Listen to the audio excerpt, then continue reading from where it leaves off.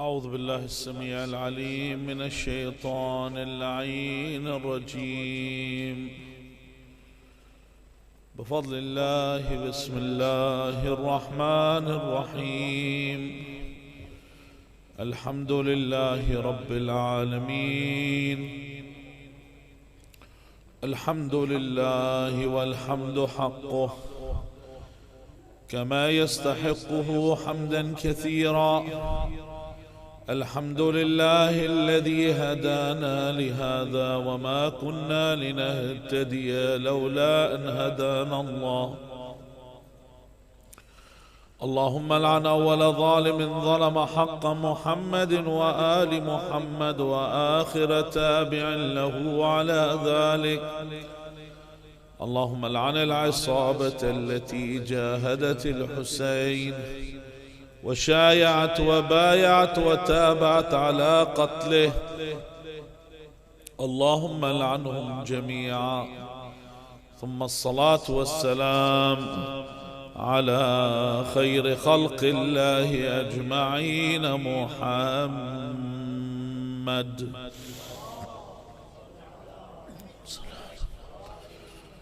وعلى أهل بيته الطيبين الطاهرين واللعنة الدائمة على أعدائهم أجمعين.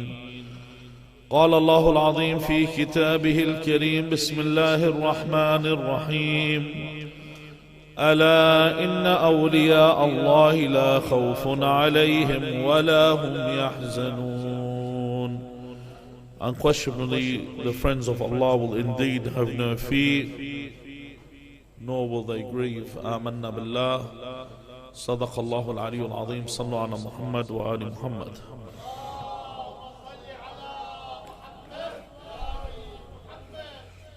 What is peace of mind? You know, when someone says, I want that peace of mind. Peace of mind is a life that's free from worry. It's free from angst. It's free from stress. It's that internal happiness. You know, when sometimes someone feels externally happy and you could see it, that they look happy. But peace of mind is when I feel happy within myself. I feel happy about what's going on with me. It's when you are doing something that is right and something that is enjoyable. You might get glimpses of this, like you might get sometimes an idea of what this internal happiness is. Sometimes when you're with your family or friends, when you're on a picnic or you're out, you're playing, you're doing something, you get that happy feeling. When you win in a game, when you're challenging someone, you get that feeling. Sometimes when you travel on a holiday, when you go to the Hajj, when you go to Ziyarah, well, you get that moment of internal happiness and you get this feeling. Sometimes it could be for someone watching a program they like or reading a book. And during that moment, they feel this feeling of internal happiness. Even it could be something like a siesta, a small nap that you have during the day, and you get this feeling that I feel good that I had that little sleep. But when we talk about peace of mind in a general sense, to feel internally happy in a general sense, I first must ask myself, why is it important for me to have peace of mind? Why is it important for me to feel good within or to feel happy within? In fact, when you look at people, we may judge the way people are just by the way they appear to be. But inside, we don't know who's burning inside and who's at ease inside and who's at peace with themselves. But what's important about having this peace of mind, and when I have this assurance within, I can be more productive. And when I'm more productive, I can get things done. When you don't feel at ease, you can't function properly. People actually can see it around you. You know, you see someone, they're not doing what's expected of them productively, you look at them and say, it doesn't look like you're having a good day. It doesn't look like you are happy. Something is wrong. One of the best examples, you can see this, is in the exam room. When someone goes into an examination hall and they're under the pressure, you know, when you're sitting there and you can hear the clock as it's ticking every stroke, you can hear it. You can occasionally hear the teacher's footsteps as they move around the hall to look at people. You can even sometimes hear the pencils scratching on the paper. And then after the exam finishes, because you feel all these pressures, you ask your friend, what did you get for that question? And they tell you, and you go, I knew the answer.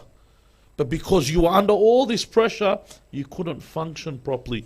You weren't able to resolve the problem in the expected manner because you could feel the pressures, you succumb to the pressures. Even if you take a look at those that say something when you're around them, you know, when you're talking to somebody, and he says, when I see this person, I'm going to say 1, 2, 3, 4, 5. And when they see them, they don't say what is expected. Because the moment these pressures come around them, they don't function in that environment the same. However, when we mention in this verse, initially I began with, that the awliya of Allah, which we'll explain the verse as we move along, which are the friends of Allah, those that are near to Allah, have la khawfu alayhim. They have no fear, nor do they grieve. So in any given scenario, in any given situation, they can do what they want because they have this security and they have this assurance. Why is it most people don't have peace of mind? Look today, most people don't. Especially in the Western world. Especially in the Western world. And you think because we've got a plethora of things, a lot of you and that haven't studied modern history, those that have never studied modern history, living in the West, if you look at the way we're living right now, we live in an era right now where things are so available to us. I remember something, and I'll give you an idea of what it is to us. I remember my brother when my parents first came to Australia in 1979. And my parents were living in Najaf in the 1960s, and this was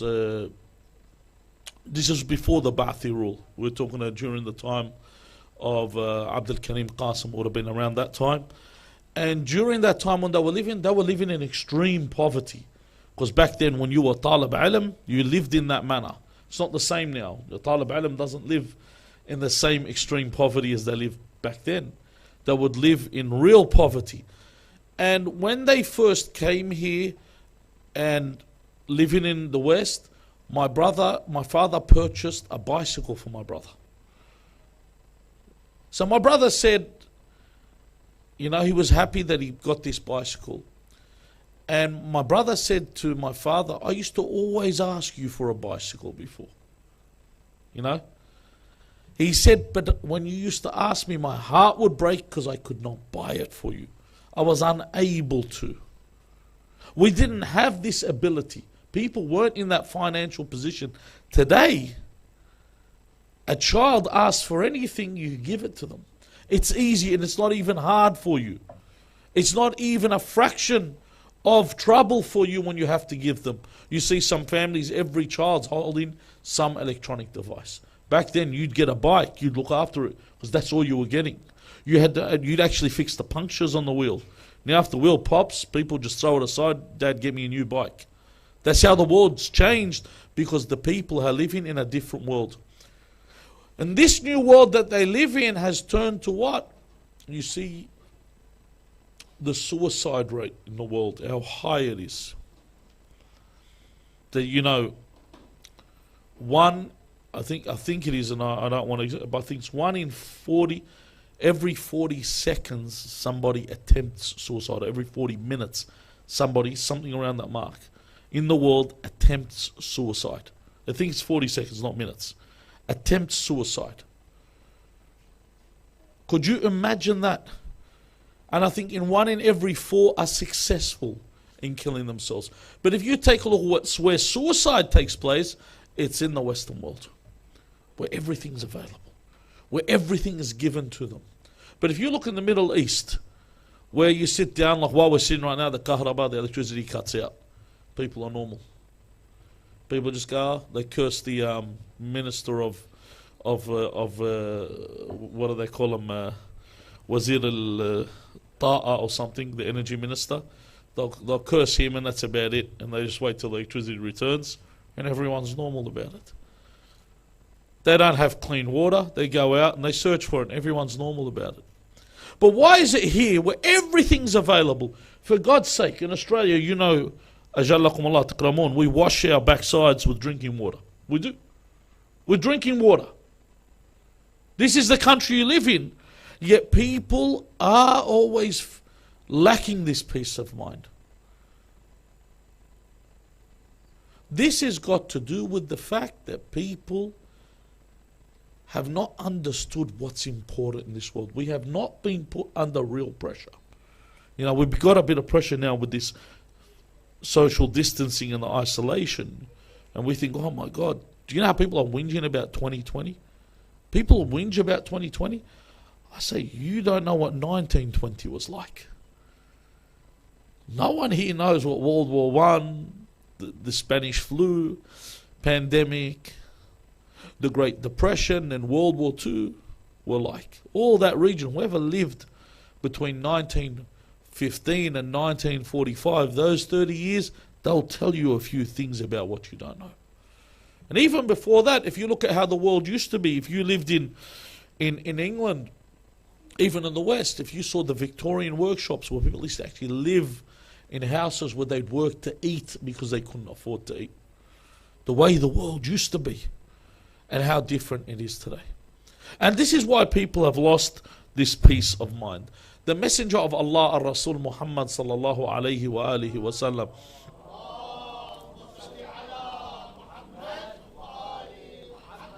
mentions in a narration, Man asbaha fi sarbihi aminan. I'll read the narration and I'll explain it. Man asbaha fi sarbihi aminan wa fi badanihi mu'afa wa 'indahu quta yawmih فكأنما خيرت له الدنيا بحذافيرها. What does that mean? Man asbah. If your day was to begin, if this is how your day is, the Messenger of Allah says, fi sarbihi amina. The people that are born here and raised here don't appreciate what this means. Fi sarbihi amina means that I go to and from my everyday activity, to and from work, to and from school, to and from the shops, wherever I need to go. I go with security, meaning I feel safe. In other words, I'm not going to encounter a checkpoint where they stop me. You know, those that have lived in the Middle East know what I'm talking about. Where there are checkpoints where they would stop you and they see what you've got. You could disappear. Something could happen. There are bush rangers on the way, highwaymen, people, qata'in turuq as we call them in Arabic, people that would pull you up and steal what you have. So if to start off with, if you are safe from this, وَفِي بَدَنِهِ مُعَافَى, and you are healthy, go to the oncology ward. People want to know what healthy is. Go see people with tumours on their pancreas, or people with tumours on their stomach, people with real illnesses that are suffering and dying. People with these really brutal diseases that we don't suffer from. So he says, if you have this, that you're safe going to and from, and your body is healthy. Then when it comes to wealth, look what he says, sallallahu alayhi wa alihi wa sallam. He says, وَعِنْدَهُ قُوتُ يَوْمِهِ. If you ever notice in the Bible, when they read the prayer that's read in the Bible, Our Father who art in heaven, hallowed be thy name. In that prayer it says, give us our daily bread. They ask for what? Qut yawmu, the daily bread. If you have your daily bread, enough to eat for the day, because that's all you really need, enough to eat for the day. He says, if you have these three things, The Messenger of God doesn't say, he says that it is, he doesn't say that you'll have a good life or an okay life. He says it is as if the world, the dunya, was carefully chosen for you in all its best things. You've got the best of this world. These three, that's all you need. And you have the best of these worlds. The problem when you're living in the West, you don't feel what it is on the other side. What is it like to be on the other side? What is it like when I have to look for food, where I have to eat? The majority of the world has become like this. But what about safety? If you look at the countries that are in constant threat of war, how many of these countries that you look at that in an instant could flip over? In an instant everything can turn over and there could be absolute turmoil. How many of these nations do we have this? That these nations that everything could turn into a civil war or a problem, unlike the world we live in here today. So everything we get is just an extra. In fact, when Allah Azza wa Jal mentions about could the people inside please, could you get them to be quiet so we can Sallu ala Muhammad wa ali Muhammad.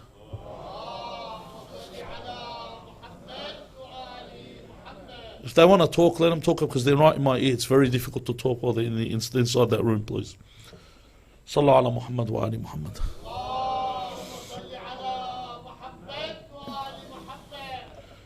So if you look at the two main blessings that Allah Azza wa Jal mentions when it comes to Quraysh, when Allah mentions in this verse, the surah of Quraysh, الذي, what does he say?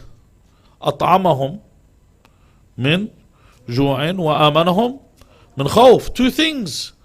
That he fed them, he took away their hunger, and he gave them security. This is essential. These are what are needed by mankind. You know, they say, you've heard this when they say, الجوع كافر. When someone gets hungry, they don't see in front of them. That's when people go crazy. You see when people overthrow government, it's from hunger. That's what happened in France. How did King Louis XVI get killed? Was because the people went hungry. When the people go hungry, they don't see in front of them anymore. So as long as they're eating and as long as they feel that security, everything's okay. So why is it that people still feel insecure? And even still, believers, when Allah Azza wa Jal says, Allah, He mentions in the verse I introduced the discussion with, Inna awliya Allah. That the awliya, the ones that are near to Allah, the friends of Allah, La khawfun alayhim, wa lahum yahzanun. That they do not fear, nor do they grieve, nor are they saddened. So why is it we find what happens in the world today contrary to what this has said? The reason is because people have placed their trust in the world. And they've lost the trust that they have for their Creator. And this is why I've been discussing this whole night.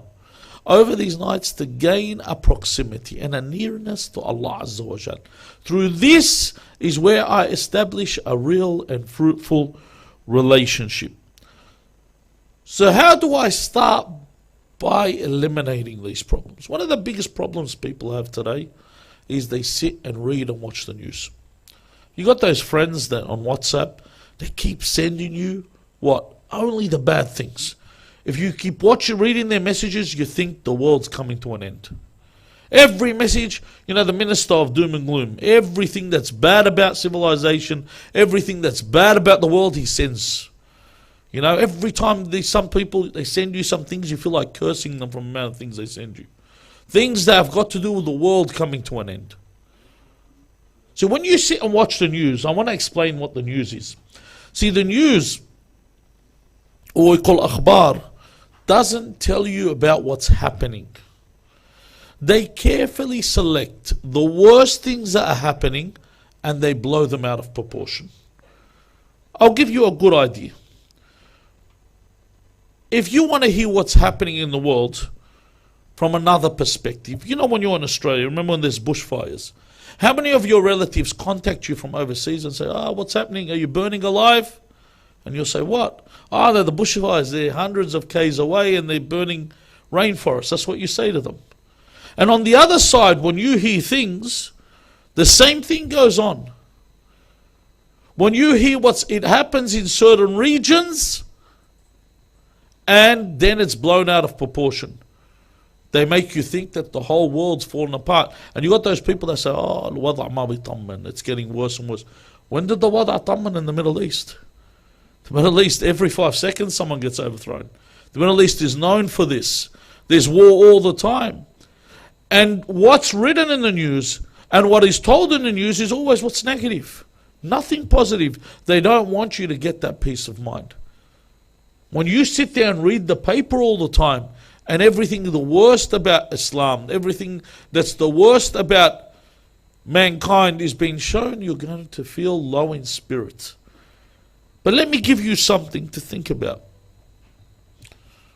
You know, when people turn around and tell you, like, the Islamic faith is a vicious religion. It's full of terrorism, it's full of killing, it's full of massacre. I've had a lot of discussions with people like this. One guy said, "You know, your religion is a religion of killing, it's demonic." I said, "How many Muslims are there in the world?" 1.6, 1.7 billion. That's a huge number. If you want to write it, it's a long number. I said, if we were terrorists and killers, do you think there would be any of you still alive? Logically, if there's 1.7 billion people bent on killing people, why is everybody still alive? If the world, now use this in the same way, if the world was as vicious and evil as the people are saying it is, why is everyone still alive? Honestly, if you watch the news, you think the whole world's on fire. But what you do see during these situations is you see the best of humanity. Although they try and advertise the worst, you see people are supportive, people are helping each other, people work together. Sallallahu Muhammad wa ali Muhammad.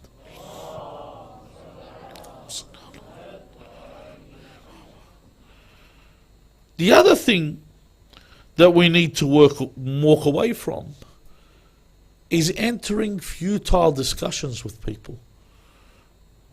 When you see people discussing things that make you feel down, walk away from these kind of discussions.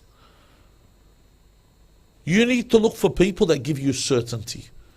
If you notice the people that get onto the internet and they always watch videos on YouTube, when that controversial person gets onto a television screen, whether he's dressed as a sheikh or not, he gets on and then he starts spitting out gibberish. People start to watch it and say, "Oh, look what this guy has said." Who cares? I wouldn't even listen to him.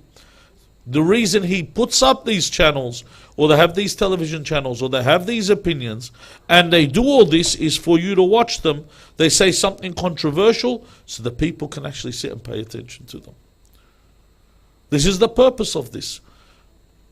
So when I sit there and entertain this, and I sit there and I want to debate with them over this, I will tell you every single argument that these people produce, there is a counter for it. And all that happens is the same argument re-emerges. So every time you sit there and listen to this stuff, it puts doubt into your head. This is why we are told to abstain from reading the books of doubt. Because you can sit there and place doubts in everyone's head. And in fact, that's what Salman Rushdie's original point was when he wrote the satanic verses, was to place doubt into people's heads. Just make people sit there and doubt their own faith. Make you sit there and think, what a religion that I follow. And they write things that aren't true. But the way they suggest them, because some people know how to convince you that something's true. You know, one of the methods people use to convince you something's true, you know what they do? They'll go say, "As you know, this, and that." And you've never heard it before, but because he said, "As you know," you want to look smart. You don't want to look stupid. So you just nod your head. And I've seen this method that these people use. People that want to put in foreign ideas and foreign information to people, this is the way that they approach things. Another thing when it comes to dealing with people, that we have a problem is where we carry and we have grudges towards others, especially when it comes to our social relationships. This is another thing that doesn't give you peace of mind. I hold a grudge. I carry weight I don't need. You don't need to carry all this hate towards other people. When I have a grudge towards someone, a family member, and I hold, oh, he saw me and he didn't say salam to me. And some people will hold this for days rather than give them 70 excuses as we are told to by our Prophet. And they carry these grudges. And they carry these problems within them. And who gets harmed? It's like when a husband gives his wife the cold shoulder or the silence treatment. Who do you think goes to sleep upset? You do. I'm not going to talk to my wife. I'm going to lie down in bed. I'm going to be upset. Inside, you're burning. So why do you do the silence treatment for? You're the one that suffers. You're the one that gets upset. I'm supposed to be someone in forgiving nature. I'm a Muslim. A Muslim is someone that has forgiving nature. I'm someone that attends these majalis. When I attend these congregations, I look at the people that I sit here and lament over and mourn over what kind of characteristics that they have. Whatever it is that worries you, at one time in your life will subside, will go away. Whatever it is that I'm carrying, whatever weight that I carry, there will come a time where I'll look back. And you've seen this happen with you before. You've seen this, and where you look back and you say, whoa, why did I find that to be a problem? God, that was childish. So whenever an incident happens, you need to put that in your head. One day I'm going to laugh at this incident. Or one day I'm going to look back at this and say, I dodged that bullet. And just move forward and continue in the direction, because knowing that one day it's going to be all over. And one day, is it really all going to matter? All the stuff I stress over. The best way to put yourself in this mindset is assess. One of the ulama, he said, one day I was walking with my father behind a funeral. From behind the janazah. He says, I'm walking in a funeral march. And he said, as the funeral march was happening, he said, my father looked at me and said, let's hypothetically assume that that person in the grave just yesterday, before he died, had a piece of land, just giving him a lesson in life. And someone came and said, I will buy this piece of land off you for 25,000 dinars. And then he said to himself, I'll wait tomorrow to see if I get a better offer. And he said, and he died. He said, that's how death approaches. In a moment, it's all over. Like, you're thinking, I'm waiting for a better offer, I'm waiting for something else. But I need to always be in that frame of thought, whatever I have right now, me being seated here, attending this majlis, in this social distancing time, this is where I'm supposed to be.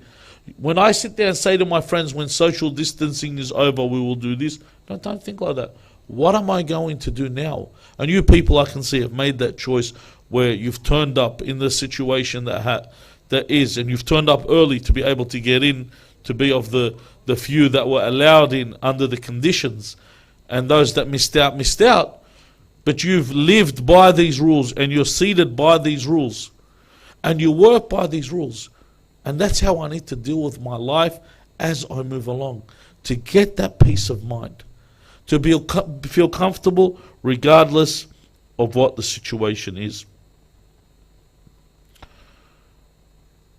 Now, when we look tonight, obviously the musibah is going to surround the companions of the Imam, salamullah alayh.